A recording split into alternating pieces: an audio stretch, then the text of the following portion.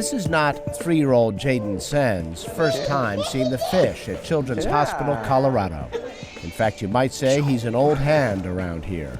Well, Jaden was born with a very complex heart defect. The left side of his heart, his left ventricle, his aortic valve, his mitral valve, and parts of his aorta were all hypoplastic, meaning they didn't form normally, they're too small. Do you want to put these on? No. Okay, should I do it? And that meant surgery for young Jaden. 3 operations so far, with more on the horizon. Samba. Congenital heart surgeon Jim Jaggers has had to basically rebuild Jaden's heart using synthetic patches.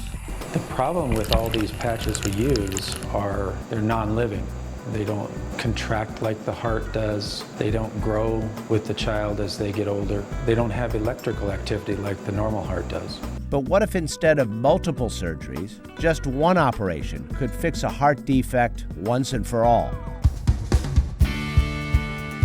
We think that we can make a living heart tissue grown in the laboratory from cells that belong to the infant.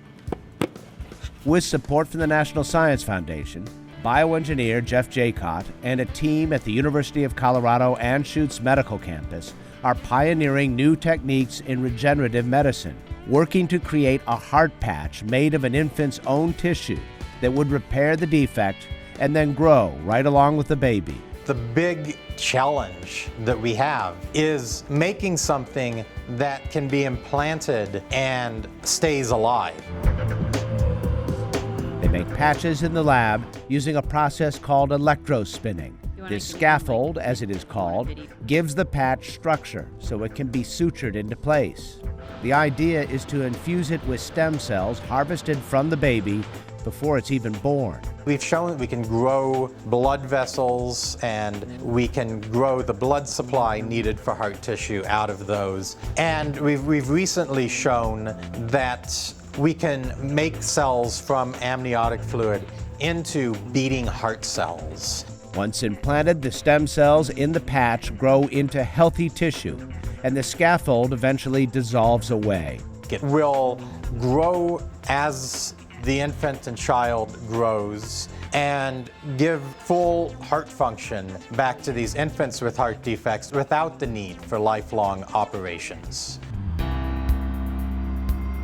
Reliable manufacture of bioengineered heart patches is still in the early stages.